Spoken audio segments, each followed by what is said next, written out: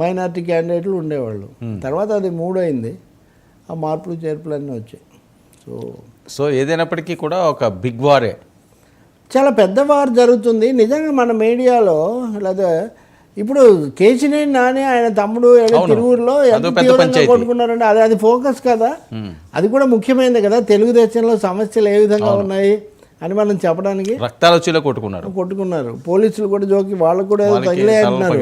కొన్ని చోట్ల అలాంటి సమస్యలు తెలుగుదేశానికి కూడా ఉన్నాయి తీవ్రమైనవి. అది ఇప్పుడు కేశినేని నాని అంటే ఎంపీ సీటు, అలాగే టీడీపీ పొలిట్ బ్యూరో మెంబర్గా ఉన్న ఉమామహేశ్వరరావు, ఇంకో ఉమామహేశ్వరరావు, ఆయనకు ఈయనకు మధ్యలో కోల్డ్ వార్ బహిరంగంగా జరుగుతున్నది. అది ఎప్పుడు ఆగింది లేదు. దేవినేని ఉమామహేశ్వరరావు కొంచెం లోకీలో ఆయన తన పని ఏదో తను చేసిపోతున్నాడు. ఇవన్నీ చంద్రబాబు ఎలా సర్దుబాటు చేస్తాడు? అలాగే లోకేష్ కోరుతున్నట్టుగా యూత్కు కొంచెం ప్రాతినిధ్యం పెంచాలంటే పెద్దవాళ్ళు ఎవరిని మార్చాలి? ఇప్పుడు వైసీపీలో నుంచి ఒక 10 మందిని తీసుకున్నారు అనుకుందాం. వీళ్ళందరికీ టికెట్లు ఇస్తే అంతకుముందు అక్కడ ఉన్న వాళ్ళు ఏం కావాలి? నెల్లూరు జిల్లాలోని చోట.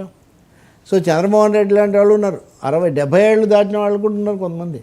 వాళ్ళే ఉంటే మాకెక్కడా అని కొంతమంది పెనుగులాడుతున్నారు. ఓకే, జగన్మోహన్ రెడ్డి గారిది ఒక రకమైన టెన్షన్, ఏంటి ఎంతమంది కలిసి వస్తున్నారు, ఏమవుతుంది, పాజిటివ్ అని నెగిటివ్ అని. మరొక వైపు పవన్ కళ్యాణ్ గారు ఎట్టి పరిస్థితుల్లో అసెంబ్లీలో అడుగు పెట్టాలి, ఈస్ట్ వెస్ట్ కైవసం చేసుకోవాలని ఆయన వ్యూహం. మరి చంద్రబాబు నాయుడు గారు ఎట్టి పరిస్థితుల్లోనూ మళ్ళీ ఇంకోసారి నేను సీఎం అవ్వాలని ఈయన పట్టుదల. సో ఇలాంటి పరిస్థితుల్లో రూట్ మ్యాప్లు సిద్ధమైనవి అంటారా? ఎవరికెవరు రూట్ మ్యాప్ ఇవ్వాలి?